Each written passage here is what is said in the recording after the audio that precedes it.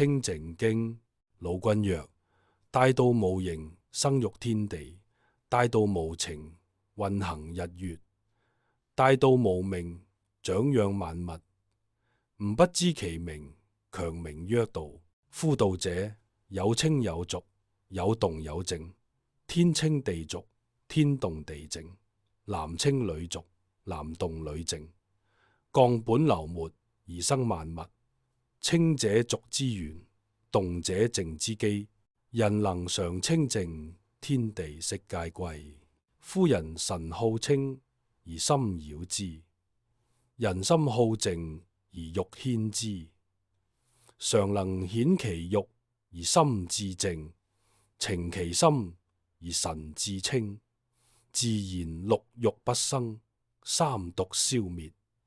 所以不能者，為心未晴，欲未顯也。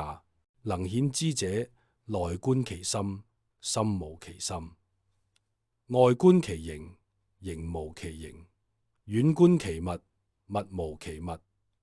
三者既悟，唯見於空。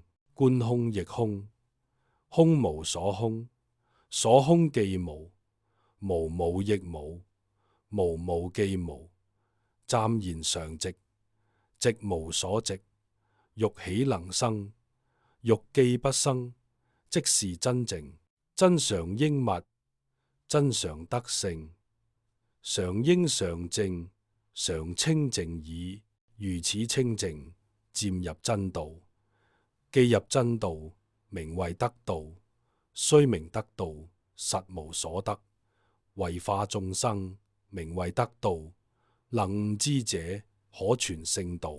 老君曰：上士無爭，下士好爭。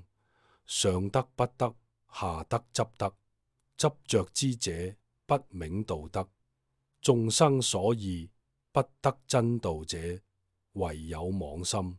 既有妄心，即驚其神；既驚其神，即着萬物；既着萬物，即生貪求；既生貪求，即是煩惱。煩惱妄想，憂苦身心，便遭逐欲，流浪生死，常沉苦海，永失真道。真常之道，悟者自得，得悟道者，常清淨矣。